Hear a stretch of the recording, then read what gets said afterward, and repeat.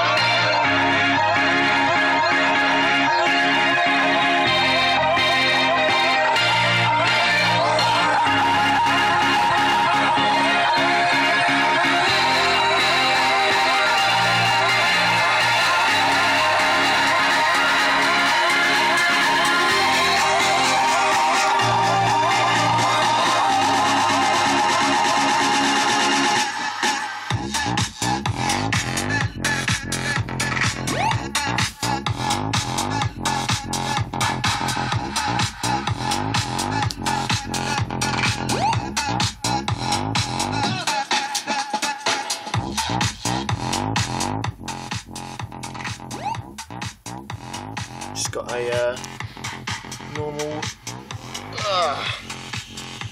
switch there to switch the remote on the power side.